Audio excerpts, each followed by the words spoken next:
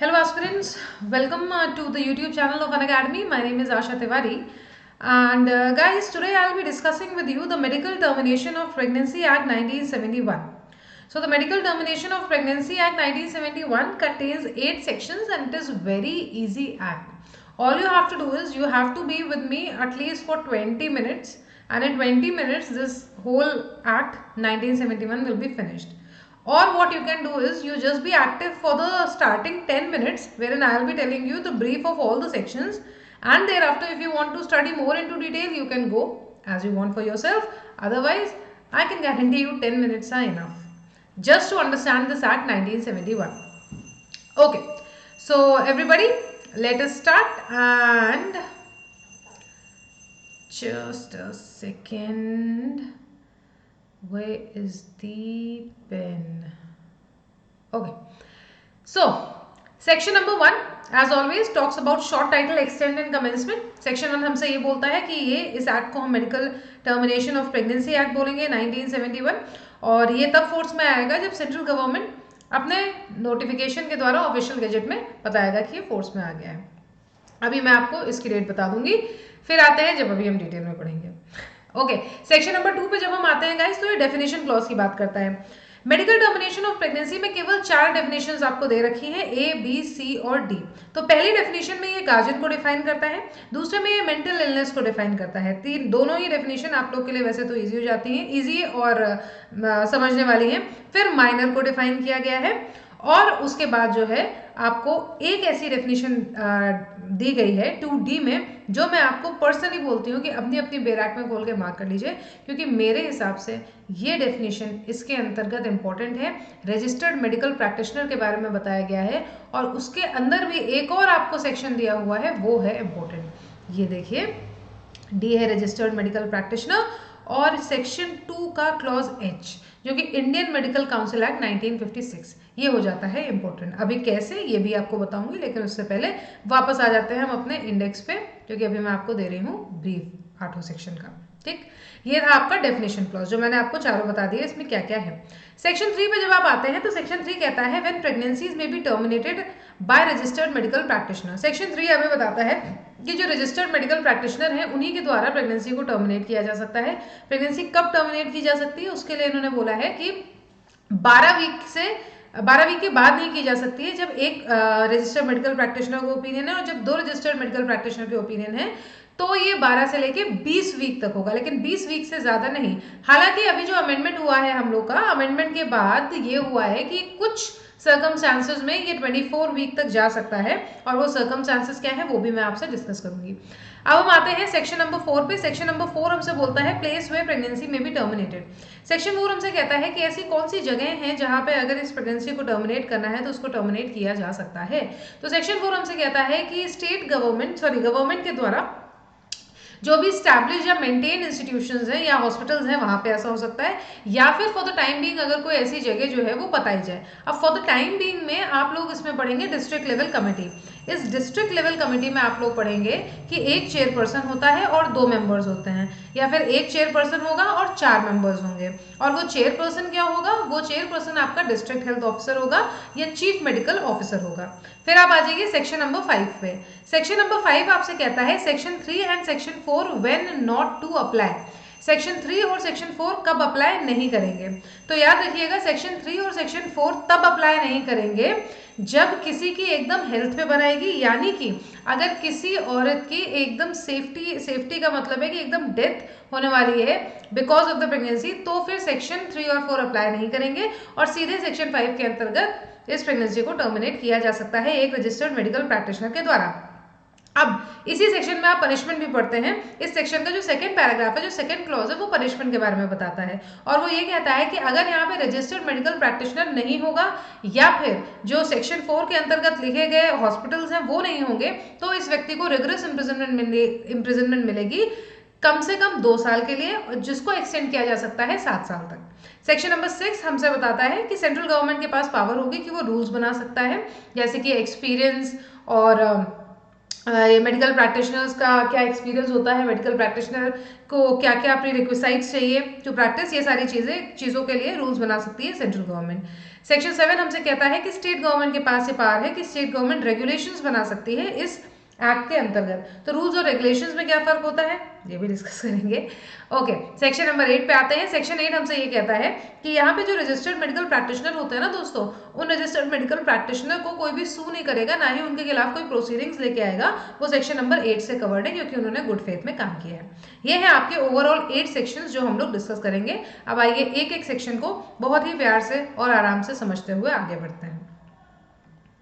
Section number 1 जो हमारा कहता है कि short title extent and commencement, तो ये एक्ट जो है इसको हम बोलेंगे medical termination of pregnancy act 1971। ये पूरे भारत पे अप्लाई करता है और ये फोर्स में उस दिन आएगा जिस दिन सेंट्रल गवर्नमेंट अपने नोटिफिकेशन के द्वारा ऑफिशियल गजेट में लिखेगा, अपॉइंट करेगा। सेक्शन 2 जो है डेफिनेशन की बात करता है और सेक्शन 2 हमसे कहता है जस्ट अ सेकेंड,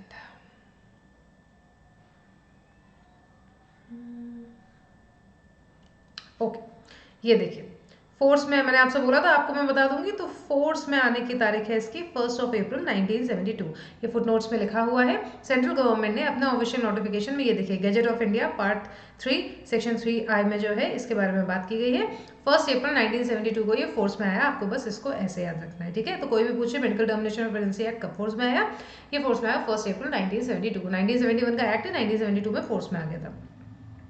अब आ जाइए गाइज डेफिनेशन क्लॉज पे। जब हम डेफिनेशन क्लॉज की बात करते हैं तो सेक्शन 2 हमारा हमको ध्यान रखना है। सेक्शन 2 का जो पहला क्लॉज है वो गार्जियन की बात कर रहा है और medical termination of pregnancy act के तहत जो गार्जियन है वो दो ही प्रकार से आपको जानना है। पहला वो व्यक्ति जो एक माइनर का केयर कर रहा है और दूसरा वो व्यक्ति जो एक मेंटली इल पर्सन की केयर कर रहा है। तो guardian means a person having care of a person of minor और मेंटली इल पर्सन, बस इन्हीं दो लोगों की बात होगी इस एक्ट में। अब मेंटली इल पर्सन है कौन? मेंटली इल पर्सन वो व्यक्ति है जिसको ट्रीटमेंट चाहिए by reason of any mental disorder other than mental retardation, ठीक है। तो मेंटली इल पर्सन वो व्यक्ति है जिसको ट्रीटमेंट मिलना चाहिए फॉर मेंटल डिसऑर्डर और इसमें मेंटल रिटार्डेशन नहीं आता, तो ये एक्सेप्शन है। अब है माइनर, तो माइनर वही चीज है कि जो मेजॉरिटी एक्ट के तहत मेजर नहीं हुआ है वो माइनर है। यानी कि minor means a person who under the provisions of Indian majority act 1875 is to be deemed not to have attained his majority. 2D जो है वो रजिस्टर्ड मेडिकल प्रैक्टिशनर के बारे में बात करता है।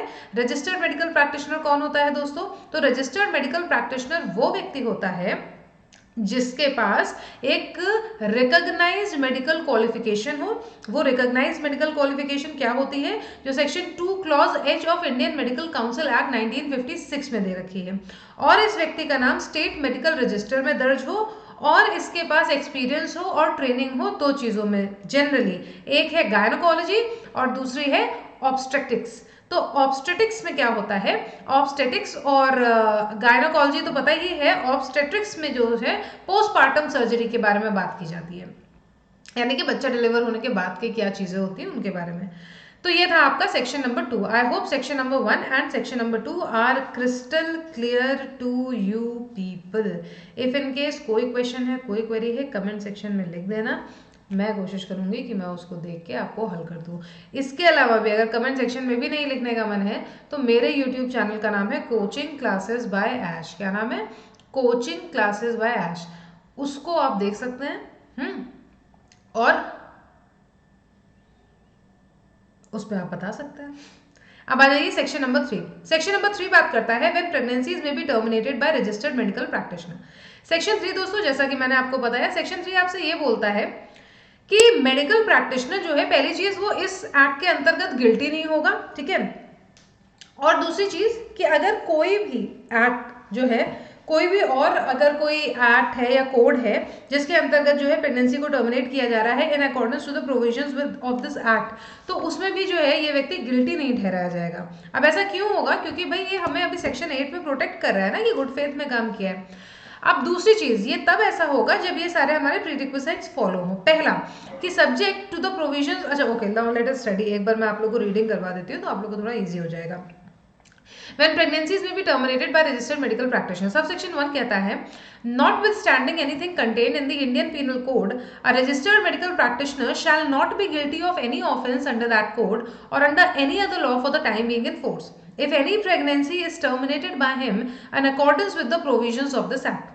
Subsection 2 कहता है subject to the provisions of subsection 4, a pregnancy may be terminated by a registered medical practitioner. Pregnancy को रजिस्टर्ड मेडिकल प्रैक्टिशनर के द्वारा टर्मिनेट किया जा सकता है. Now see when the length of pregnancy does not exceed 12 weeks, if such medical practitioner is, or where the length of pregnancy exceeds 12 weeks but does not exceed 20 weeks, if not less than 2 registered medical practitioners are of the opinion formed in good faith that the continuance of the pregnancy would involve a risk to the life of the pregnant woman or to grave injury to her physical or mental health. Now, अच्छा दूसरा वाला भी पढ़ लेते हैं. There is a substantial risk that if the child were born, it would suffer from such physical or mental abnormalities as to be seriously handicapped. Now, clause 2 of section 3 हमसे ये बोल रहा है कि pregnancy may be terminated by a registered medical practitioner if it is not of more than 12 weeks. जहाँ पे एक medical practitioner की बात हो रही है, रजिस्टर्ड मेडिकल प्रैक्टिशनर का ये ओपिनियन है.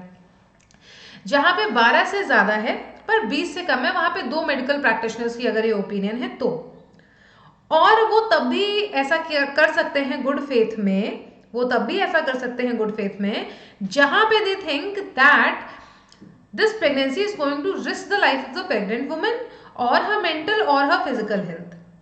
And also if the child would have been born, the child would suffer from physical or mental abnormalities and could be seriously handicapped, तो भी there is a substantial risk of the child to be born, so the pregnancy can be terminated. Now, moving forward, yeah, there are 2 explanations now. These explanations are important in themselves. Why? Because explanation number 1 and explanation number 2. Explanation number 1, what it says, I am telling it to you. Explanation number 1 says that if a pregnancy is caused to a woman by rape, so obviously the woman is going to have anger issues. The anguish will be caused by such pregnancy, and because of the anguish, this can cause grave injury to the mental health of the pregnant woman, and therefore this section is going to apply. Section number 3 is going to apply in that also, and the pregnancy can be medically terminated.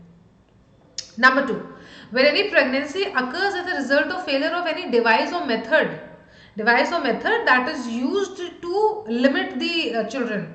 So obviously if a pregnancy is caused for unwanted children, again it is going to constitute a grave injury to the mental health of the pregnant woman.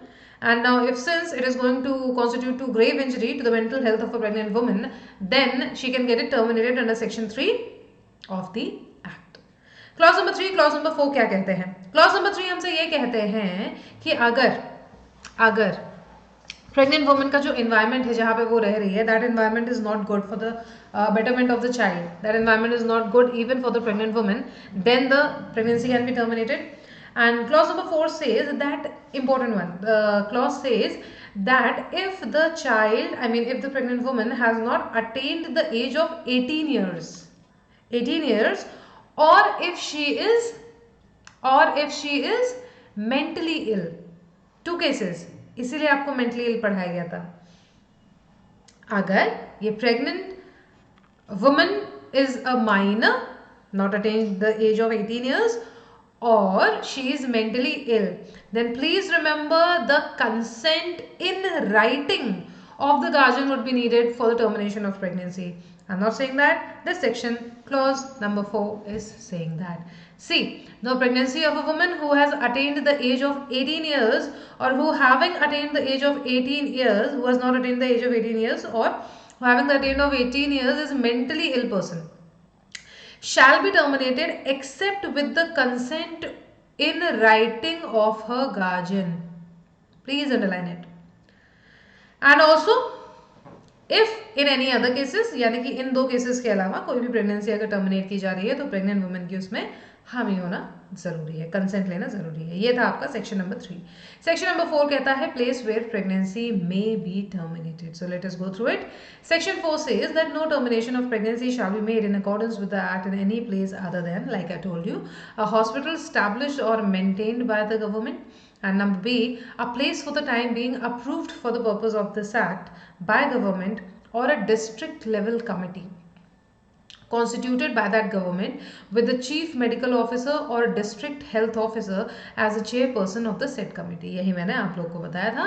Provided that the district level committee shall consist of not less than 3 and not more than 5 members including the chairperson as the government may specify from time to time। Now coming to section number 5. Okay, section number 4, I hope it is clear, simple English, but still I'm again revising it to you people। section number 4 हमसे ये बोल रहा है कि ऐसी कौन सी जगह होगी जहाँ पे मेडिकल टर्मिनेशन ऑफ प्रेगनेंसी होगा।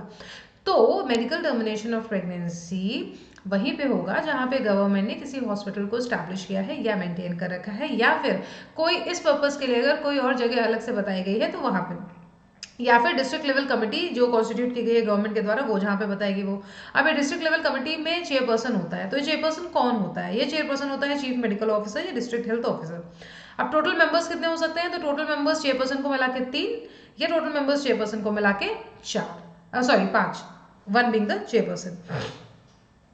अब आते हैं सेक्शन नंबर 5। सेक्शन नंबर 5 जो है वो कहता है section 3 and 4 when not to apply. अब ये सेक्शन 3 और 4 कब अप्लाई नहीं करेंगे, तो इसका भी ब्रीफ आप लोगों को दे दिया था, पढ़ा देती हूँ।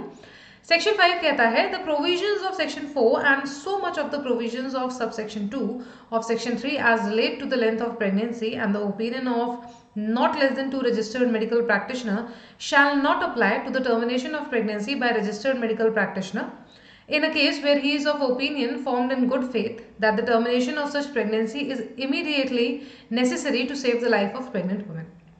So remember number 1, कब ऐसा कर सकते हैं, और सेक्शन 3 और 4 तब नहीं अप्लाई करेंगे when it is immediately necessary to save the life of the pregnant woman, and to save the life of the pregnant woman the termination of pregnancy has to be done। तो section 3 और 4 नहीं देखा जाएगा, उस समय देखा जाएगा कि इनको बचाना ज़्यादा ज़रूरी है। फिर आ जाइए क्लॉज नंबर 2। क्लॉज नंबर 2 कहता है not with standing anything contain in IPC the termination of pregnancy bye a person who is not a registered medical practitioner shall be an offence and punishable with rigorous imprisonment for a term which shall not be less than 2 years, like I told you, but which may extend to 7 years under that code। Clause 3 says that whoever terminates any pregnancy in place other than mentioned in section 4 shall be punishable with rigorous imprisonment for a term which shall not be less than 2 years but which may extend to 7 years, like I told you कि कोई भी व्यक्ति जो section 4 को follow नहीं करता, यानी कि उस जगह पे नहीं करता जहाँ पे गवर्नमेंट ने हॉस्पिटल मेंटेन किया है, एस्टैब्लिश किया है, या डिस्ट्रिक्ट लेवल कमेटी ने अगर जहाँ पे बताया वहाँ पे नहीं, तो फिर इनको भी सजा होगी रिगरस इम्प्रिजनमेंट, मिनिमम 2 साल, मैक्स 7 साल। Any person being the owner of the place not approved under clause B of section 4। Section 4 के अंतर्गत अगर कोई भी व्यक्ति किसी गैर कानूनी तरीके से कोई ऐसी जगह चला रहा है जहाँ पे मेडिकल टर्मिनेशन ऑफ प्रेगनेंसी होता है, तो वो जो व्यक्ति जो ओनर है दोस्त, उसको भी जो है पकड़े जाने पे सजा होगी rigorous imprisonment of a term which shall not be less than 2 years but which may extend to 7 years। Now explanation of this very section is also important। Section 5 की एक्सप्लेनेशन भी इंपॉर्टेंट है। कौन सी? पहली। सेक्शन 5 की explanation इसलिए important है क्योंकि ये आपको डिफाइन करता है ओनर। डेफिनेशन में डिफाइन नहीं है, तो आपसे पूछा जा सकता है कि ओनर कहाँ पे डिफाइंड है, कौन से सेक्शन में, तो आप कंफ्यूज हो जाएंगे कि यार सेक्शन 2 में तो थी नहीं तो कहाँ थी। तो इसके लिए दोस्त एक्सप्लेनेशन पढ़ना पड़ता है, और एक्सप्लेनेशन के पहले भाग में यानी कि एक्सप्लेनेशन नंबर 1 सेक्शन नंबर 5 आपसे कहता है कि ओनर कौन है। तो owner in relation to a place means any person who is the administrative head or otherwise responsible for the working or maintenance of the hospital or place by whatever name called where the pregnancy may be terminated under this act। वो व्यक्ति जिसकी देख रेख में ये काम हो रहा है, चाहे हॉस्पिटल चाहे कोई प्लेस, चाहे उसको जिस भी नाम से बोलो, लेकिन जो हेड है या जिसकी देख रेख में या जो रिस्पॉन्सिबल है इसको चलाने के लिए, वो ही ओनर कहलाएगा इस एक्ट के अंतर्गत। ठीक, अब आ जाइए नेक्स्ट सेक्शन नंबर 6 पे। सेक्शन नंबर 6 जो है पार्ट 2 में एक रूल्स की बात करता है, जैसा कि आप लोग को बताया। तो इस एक्ट के अंतर्गत सेंट्रल गवर्नमेंट में by notification in the official gazette make rules to carry out the provisions of this act. Central government अपने ऑफिशियल नोटिफिकेशन को गजेट में पब्लिश करके रूल्स बना सकती है। वो रूल्स बनाने के बाद जो है हमेशा की तरह हाउस ऑफ पार्लियामेंट के सामने इसको प्रस्तुत करेगी। जब हाउस ऑफ पार्लियामेंट सेशन में होंगे तो सेशन में प्रस्तुत करेगी, सेशन में नहीं होंगे तो before the expiry of the session प्रस्तुत करना पड़ेगा। और दोनों जो हाउसेज हैं जब उनकी सहमति होगी या एनरोलमेंट करेंगे या मॉडिफिकेशन करेंगे तो दोनों की सहमति के साथ ही होगा जो भी होगा। अब ये रूल्स किस लिए बना सकती है सेंट्रल गवर्नमेंट, तो ये भी जान लीजिए। सेंट्रल गवर्नमेंट जो है ये रूल्स बना सकती है जैसे कि आपके एक्सपीरियंस या ट्रेनिंग के लिए, या रजिस्टर्ड मेडिकल प्रैक्टिशनर की क्या प्री रिक्विसाइट्स होनी चाहिए उन सब चीज़ों के लिए, या किसी और चीज़ के लिए इस एक्ट के अंतर्गत सेंट्रल गवर्नमेंट के पास वो पावर है। सेक्शन 7 जो है वो स्टेट गवर्नमेंट को पावर देता है, और स्टेट गवर्नमेंट को वो पावर देता है कि वो रेगुलेशंस बना सकता है। तो जैसा कि मैंने बोला था कि मैं आपको बताऊंगी कि रूल्स और रेगुलेशंस में फ़र्क क्या होता है। देखिए गाइस, रूल्स जो होता है, रूल्स का मतलब होता है जनरली कि किसी ने आपको कुछ चीज़ें बताई कि आप ऐसे ऐसे ऐसे करिए। रेगुलेशंस का मतलब होता है कि किसी ने आपको ऑर्डर दिया कि ऐसे ऐसे ऐसे करो। तो रेगुलेशंस बेसिकली लीगल रूल्स ही होते हैं, पर रूल्स थोड़े से फ्लेक्सिबल होते हैं, रेगुलेशंस रिजिड होते हैं। Section 7 power to make regulations की बात करता है, और स्टेट गवर्नमेंट को ये पावर मिलती है कि वो रेगुलेशंस के द्वारा किसी भी मेडिकल प्रैक्टिशनर से ये बोल सकता है कि भाई आप जो भी मेडिकल टर्मिनेशन करोगे प्रेगनेंसीज का, उनको एक फॉर्म में भर के जो है मेरे को बताना, या कोई सर्टिफिकेट देना तो मेरे को बताना। मेडिकल प्रैक्टिशनर जो प्रेगनेंसी को टर्मिनेट कर रहा है वो अगर चाहे तो इनको इन्फॉर्मेशन अगर स्टेट गवर्नमेंट मांगेगी रेगुलेशन के हिसाब से तो देना पड़ेगा। प्रोहिबिट कर सकता है कि डिस्क्लोज मत करना एक्सेप्ट टू द पर्सन्स जो वो बताए अपने रेगुलेशन में। तो ये जो इंफॉर्मेशन देगा, ये जो इंफॉर्मेशन फर्निश करेगा, ये स्टेट गवर्नमेंट को जो चीज़ें जाननी होंगी, तो स्टेट गवर्नमेंट और ये रजिस्टर्ड मेडिकल प्रैक्टिशनर के बीच का जो बंदा होगा वो याद करो वही होगा चीफ मेडिकल ऑफिसर, जो अपना चेयरपर्सन था डिस्ट्रिक्ट कमेटी का। तो डिस्ट्रिक्ट लेवल कमेटी का ये जो अपना चीफ मेडिकल ऑफिसर था, ये चीफ मेडिकल ऑफिसर जो है स्टेट गवर्नमेंट को वो इन्फॉर्मेशन देगा जो स्टेट गवर्नमेंट मांगेगी। और कोई भी ऐसा रेगुलेशन जो स्टेट गवर्नमेंट बनाना चाहे वो इस एक्ट के अंतर्गत सेक्शन 7 के अंतर्गत बना सकती है। अब स्टेट गवर्नमेंट क्योंकि अगर कोई भी रेगुलेशन बनाएगी तो आपको पता है कि वो स्टेट लेजिस्लेचर के सामने प्रस्तुत करेगी। स्टेट लेजिस्लेचर जैसे हाँ करेगा ना करेगा उस हिसाब से इसको जोड़ा घटाया जाएगा। सेक्शन 8 जो है वो आपको प्रोटेक्शन देता है, किस चीज़ से? सेक्शन 8 प्रोटेक्शन देता है कि कोई भी सूट, कोई भी लीगल प्रोसीडिंग नहीं लाया करेगी against the medical practitioner for any damage cause और लाइकली टू बी कॉज जब उसने गुड फेथ में काम किया है। सेक्शन 8 जो है वो प्रोटेक्ट करता है आपके रजिस्टर्ड मेडिकल प्रैक्टिशनर को, और कहता है कि अगर उसने गुड फेथ में कोई काम किया है तो उसके लिए कोई भी प्रोसीडिंग या कोई भी सूट नहीं लाया करेगा। ये था आपका medical termination of pregnancy act 1971। कहा था 20 मिनट में खत्म कर देंगे, 21 ही होगा, उससे ज़्यादा नहीं। ओके गाइस, तो मेरे ऐसे ही और लेक्चर्स के लिए आप मुझे फॉलो कर सकते हैं। कहाँ फॉलो कर सकते हैं? आप मुझे अनअकैडमी पे फॉलो कर सकते हैं। So you can follow me on Unacademy, and Unacademy पे just a second I am available. मैं आपको बता देती हूँ, अनअकैडमी पे मैं आपको मिलूँगी आशा तिवारी के नाम से, और आप देख सकते हैं अपनी स्क्रीन पे। आप मेरा कोड यूज़ कर सकते हैं आशा लॉट-इन, इससे आपको 10% ऑफ मिल जाएगा। इसके अलावा दोस्तों अनअकैडमी पे PCSJ स्कॉलरशिप टेस्ट होने वाला है 15 जनवरी को 12 बजे। तो अगर आपने अभी तक एनरोल नहीं किया तो एनरोल कर लीजिएगा, क्योंकि आपको स्कॉलरशिप जीतने का मौका मिलेगा यार। स्कॉलरशिप जीत सकते हो 100%, और रैंक 1 से रैंक 2 to 5 होल्डर्स को मौका मिलेगा अनिल खन्ना सर और तनसुख सर से बात करने का। रैंक 6 से 1000 होल्डर्स जो हैं उनको अनअकैडमी की एक्सक्लूसिव स्कॉलरशिप मिल सकती है। तो नया साल है और नए साल पे भाई लेके आ रहे स्कॉलरशिप, तो एंटाइटल हो और देखना चाहते हो तो एनरोल कर लो। अच्छा, इस समय कुछ बैचेस भी ऑनगोइंग है, जैसे कि Karnataka state judiciary comprehensive batch, ये 5 जनवरी से स्टार्ट हुआ है, 6 महीने की ड्यूरेशन का है, कन्नड़ में और इंग्लिश में है। अगर अभी तक सब्सक्राइब नहीं किया है तो कर लीजिएगा। प्रारंभ हमारा 18 मंथ जुडिशरी फाउंडेशन बैच है जो कि स्टेट जुडिशरी एग्जाम्स के लिए है, दिसंबर 27 से स्टार्ट हुआ है, 18 महीने का है। अगर एनरोल नहीं किया है तो कर लीजिएगा। Rapid revision for UP and Chhattisgarh judiciary आप लोगों के लिए है, दिसंबर 20 से स्टार्ट हुआ है, 3 महीने का ड्यूरेशन है। अगर एनरोल नहीं किया है तो एनरोल कर सकते हैं। संकल्प यूपी PCSJ हमारा जो प्रीलिम्स बैच है ये 17 दिसंबर से स्टार्ट हुआ है, 3 महीने की ड्यूरेशन का है। अगर एनरोल नहीं किया है तो आप एनरोल कर सकते हैं। आप मेरा कोड यूज़ कर सकते हैं आशा लॉट-इन, और अपने आप को एनरोल कर सकते हैं। अब रिवैम्प टेस्ट सीरीज है हमारी, तो उस रिवैम्प टेस्ट सीरीज में आप अपनी स्क्रीन के लेफ्ट साइड देखेंगे तो आपको एक QR कोड मिलेगा, जिसको आप स्कैन करके इस बैच में ज्वाइन कर सकते हैं। आपको मिलेगा full length previous year questions और मॉक टेस्ट पेपर्स, और इसमें ना मेंस टेस्ट इवैल्यूएशन मिलेगा प्लस लर्नर्स को, और आइकॉनिक लर्नर्स को जजमेंट राइटिंग और लोकल लॉ सब्जेक्टिव टेस्ट मिलेगा। अच्छा, इसके अलावा आप अन अकेडमी सब्सक्रिप्शन ले सकते हैं। You can use my code Asha law 10 और उसको यूज करके आप सब्सक्रिप्शन ले सकते हैं। और अगर वो भी नहीं आ रह रहा है तो एक और इजी कोड बताती हूँ। मेरा नाम है आशा और मैं आपके साथ हूँ लाइव, LIVE, तो that is the code Asha live, ये भी आप यूज कर सकते हो। आर्टिकुलेट एक इनिशिएटिव है अन अकेडमी के द्वारा जिसमें आपको मंथली करंट अफेयर्स मिलेगी, तो ये भी हमारा कमिंग सून प्रोजेक्ट है, इसलिए stay tuned with us, we will be coming soon with it. अच्छा, you can join us on YouTube with Judiciary Preparation with an Academy and Academy Judiciary and Judiciary World. You can join the channels by scanning the QR. We are also available on Telegram by the name An Academy Judiciary PCSJ, Judiciary World and Linking Laws. मेरा Telegram group का link आपको आपके video के subtitle में मिल जाएगा। Okay guys, so this is all for today. Keep on laughing, loving, living and also studying, and I'll be back with another revision of another act and I'll see you soon. Till then, everybody take care. Bye bye. Tata.